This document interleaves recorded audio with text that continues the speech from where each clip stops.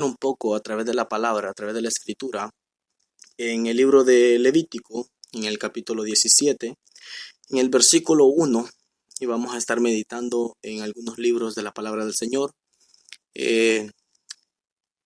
Pero primero quiero darle las gracias a todos por estar conectados, gracias a las personas que se han hecho presentes en el día de hoy, gracias a cada uno de ustedes que ha dicho sí a la palabra del Señor a esta hora de la noche.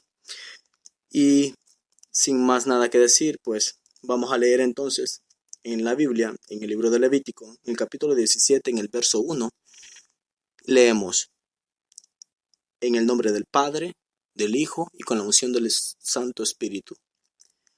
Habló Jehová a Moisés diciendo: habla a Aarón y a sus hijos y a todos los hijos de Israel y diles: esto es lo que ha mandado Jehová. Gloria a Dios. Vamos a orar para que sea Dios en esta hora de la noche dándonos palabra acerca de la sangre de Jesús. Vamos a estar predicando el día de hoy la preciosa sangre de Cristo. Vamos a hacer una pequeña oración para que sea Dios quien pueda usarnos en esta hora de la noche. Y tú que me estás escuchando, radio escucha, puedas recibir esta palabra y atesorarla en tu corazón. Padre, gracias te damos en el nombre de Jesús en esta hora de la noche, porque tú eres bueno, tú eres maravilloso y porque nos das un día más, Señor, de estar, Padre, predicando tu palabra. Bendice, Señor, a cada uno de mis hermanos oyentes que se encuentran en diferentes partes del mundo, Señor, donde llega la señal. Gracias te damos por la vida de cada uno de ellos, Señor, y que esta palabra pueda redarguir, pueda penetrar, Señor, en el fondo de su corazón y que pueda atesorarla, Señor, en el nombre de Cristo Jesús. Amén. Vamos a hacer una pregunta. ¿Cuándo fue la última vez que usted escuchó un sermón o entonó un canto sobre la sangre de Jesús? Veamos algo. Algunas de las iglesias hoy encuentran anticuado e incluso horrible el concepto. Incluso los himnos o alabanzas no mencionan la sangre. Han sido sacados de los himnarios de las alabanzas, pero sin ella no existe esperanza de una relación con Dios, garantía de salvación, ni confianza de que nuestras oraciones sean escuchadas. La Biblia nunca evita mencionar la sangre. De hecho, está en toda ella con un hilo rojo desde Génesis hasta Apocalipsis. Si se eliminan de la palabra de Dios las referencias a la sangre, lo que queda es un libro de historia y literatura. Todo lo que Dios considera importante jamás debe ser ignorado. Y lo podemos leer en Levítico, en el capítulo 17, en el verso 11, y leemos y dice la escritura: porque la vida de la carne en la sangre está, y yo os la he dado para hacer expiación sobre el altar por vuestras almas, y la misma sangre hará expiación de la persona. Escuche esto. Nos dice que Dios dio la sangre para hacer expiación. ¿Por qué? La vida de la carne está en ella. La palabra expiación, tal como se utiliza en el Antiguo Testamento, significa cubrir, por medio del sistema de culto con sacrificios de sangre establecidos por el Señor. Los pecados de la humanidad eran cubiertos por la sangre de animales inocentes. La gravedad del pecado se revela por el inmenso costo de la expiación. La pena es la muerte y debe ser pagada por el culpable o por un instituto aceptable. Para cubrir los pecados, los animales que se ofrecían tenían que ser perfectos. Todo sacrificio sobre el altar era un cumplimiento de la pena de muerte exigida por la ley de Dios. Quienes no han aceptado ser cubiertos por la sangre de Cristo no tienen ninguna seguridad de que Dios escuchará sus oraciones. El sistema de sacrificio enseñaba a las personas que el Señor es santo, que las transgresiones deben ser castigadas y que la expiación por el pecado se lleva a cabo solo a través del derramamiento de sangre. Este plan era un prefiguración de lo que vendría después, ya que los sacrificios de animales solo pueden cubrir el pecado. Un cordero final era necesario para eliminar toda la iniquidad del hombre. Un día, estando Juan el Bautista en el río Jordán, el Cordero de Dios que quita el pecado del mundo entró en la escena de la historia humana. Eso lo podemos leer en Juan capítulo 1, verso 29. El sacrificio perfecto por los pecados había llegado. Él había sido destinado antes de la fundación del mundo y vino a la tierra para cumplir el asombroso plan de la redención del Señor con el derramamiento de su sangre preciosa. Eso lo podemos leer en 1 de Pedro capítulo 1, versículos 18 y 20. Jesús no era solamente un hombre, era el Hijo de Dios en carne humana. Su nacimiento fue sobrenatural, porque fue concebido por el Espíritu Santo en el vientre de una virgen, puesto que ningún padre terrenal le transmitió algún pecado. Jesús era perfecto e inmaculado Hijo de Dios. Su vida fue la única sin imperfecciones y por eso el único sacrificio adecuado por la culpa de toda la humanidad. Si la sangre de Cristo, nadie puede tener una relación con el Padre Celestial, porque Dios es santo. Nuestro pecado bloquea cualquier posibilidad de relación con Él. Pero por su amor, el Señor puso en marcha un proceso de reconciliación. La preciosa sangre de Jesús ofrece todo lo que necesitamos para acercarnos al Padre. Redención. ¿Qué significa redención? Redención significa redimir, significa rescatar. Jesucristo fue a la cruz con el propósito fundamental de rescatarnos de una vida de esclavitud al pecado. Tal vez usted sea considerado una persona muy buena y que no es esclava del pecado, pero no importa lo virtuosa que pueda parecer una persona, todo ser humano tiene una naturaleza pecadora. Y por ende, nos vamos a ir al libro de Romanos en el capítulo 3 y vamos a estar meditando en el libro de Romanos, en el capítulo 3,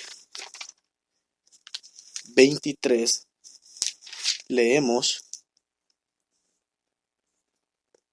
por cuanto todos pecaron y están destituidos de la gloria de Dios. Para hacernos libres, había que pagar un precio. Pero, ¿a quién? Jesús no lo pagó al diablo. Pagó el precio que Dios exigía para satisfacer la justicia santa, según Ezequiel 18:20. El alma que pecare, esa morirá. El costo de nuestra redención fue la sangre preciosa del perfecto Hijo de Dios. Y Él hizo este sacrificio en nuestro lugar. Por cuanto el Padre aceptó el pago que Cristo hizo, hemos sido libertados de la esclavitud del pecado y recibido el poder del Espíritu Santo que nos permite vivir en la libertad de la obediencia al Padre. Perdón.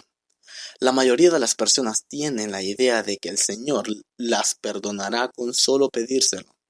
Lo que no entienden es que la base de su perdón no es su petición, sino el pago que Cristo hizo de su deuda. El Señor no puede perdonar el mal simplemente porque alguien se lo pida. Su santidad no le permite pasar por alto el pecado. Tiene que ser castigado. Su justicia no le permite perdonar las transgresiones sin un pago.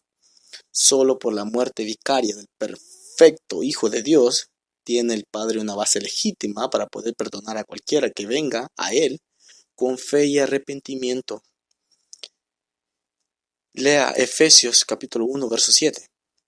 No hay nada que podamos hacer para ganarnos su perdón. El perdón solo se logra cuando la sangre de Cristo se aplica en nuestras vidas, porque no podíamos pagar nuestra deuda de pecado. Jesús la pagó por nosotros. Sin su mediación no tenemos ninguna esperanza de perdón. Justificación. La ira justa de Dios caerá sobre la humanidad pecadora. Y vamos a leer en el libro de Romanos, capítulo 3, del versículos 23 al 26. Y lo leemos. Por cuanto todos pecaron y están destituidos de la gloria de Dios, siendo justificados gratuitamente por su gracia, mediante la redención que es en Cristo Jesús, a quien Dios puso como propiciación por medio de la fe en su sangre, para manifestar su justicia a causa de haber pasado por alto en su paciencia los pecados pasados, con la mira de manifestar en este tiempo su justicia, a fin de que Él sea el justo y el que justifica al que es de la fe de Jesús. Jesús es un sustituto satisfactorio porque Él es el Cordero de Dios sin pecado. Además, somos declarados justos a los ojos del Señor. Piensa en la justificación como una transacción legal en la que Cristo puso todas nuestras iniquidades en su cuenta y luego la pagó en su totalidad. Después tomó el registro contable de su vida perfecta y lo transfirió a nuestra cuenta. Ahora, cuando Dios nos mira, todo lo que ve es la perfección de Cristo. Ya no somos culpables, sino declarados legalmente justos, aunque no siempre actuemos como tales. Es un privilegio tan maravilloso que es ser justos a los ojos del Señor. Ahora bien, eso no significa que los creyentes puedan hacer todo lo que quieran. Recordemos esto. Porque habéis sido comprados por precio. Glorificad pues a Dios en vuestro cuerpo. Eso nos dice 1 Corintios capítulo 6, verso 20. Somos hijos de Dios, pero si comenzamos a actuar como hijos del diablo, nuestro amoroso Padre Celestial hará uso de la disciplina para hacernos entrar de nuevo en su razón. El regalo de la justificación debe motivarnos a vivir una vida que refleje nuestra condición libre de culpa delante de Dios. ¿Qué es la reconciliación? Cuando una relación caracterizada por la separación y la hostilidad se convierte en una relación de aceptación y restauración, ese cambio se conoce como reconciliación. En el momento que Adán y Eva desobedecieron al Señor, la relación entre Dios y la humanidad fue rota, pero el Padre tomó la iniciativa de ofrecer restauración mediante su Hijo, por medio de la sangre de su cruz. Cristo hizo posible la reconciliación al hacer la paz entre Dios y el hombre. Además de eso, Él nos presenta libres de culpa delante del Padre. Anote en su libreta en Colosenses capítulo 1, versículos 19 al 22. Todas las barreras han sido quitadas y todo creyente tiene la posibilidad de gozar de una relación personal con el Señor. Santificación en el momento de la salvación. Cristo le santificó a usted con sus sangres. Hechos capítulo 13, verso 12. Al aplicarla en su vida, esto significa que fue apartado como un hijo de Dios para vivir para Él a partir de ese momento. Usted fue salvado. Usted ha sido redimido. Usted ha sido justificado, reconciliado y santificado. La santificación es el proceso por el cual el Señor está transformando continuamente a sus hijos a la imagen de Jesucristo. A medida que crecemos en santidad, obediencia y conocimiento, la salvación no es el punto final, sino el comienzo de los propósitos de Dios para los creyentes. Su objetivo es renovar todos los aspectos de nuestra vida para que podamos llegar a ser sus siervos y embajadores en un mundo perdido. Este proceso continuará por toda la vida, porque el Espíritu Santo vive en cada creyente, guiando y fortaleciendo a cada uno de ellos para que sigan adelante. Él nunca nos abandonará. Hay siempre un paso más que dar en nuestro avance hacia la semejanza de Cristo y del servicio productivo para el Señor. Porque Dios nos ha dado un acceso. Hebreos capítulo 10, versículos 19-22 nos dice que podemos entrar confiadamente en el lugar santísimo por la sangre de Cristo. En el Antiguo Testamento era el recinto íntimo del tabernáculo del templo, donde moraba Dios sobre el arca del testimonio. El sumo sacerdote era el único que podía entrar en este lugar tan sagrado y solo podía hacerlo una vez al año para hacer expiación por sí mismo y por la nación. Después de una cuidadosa preparación con una liturgia sagrada. Entraba con las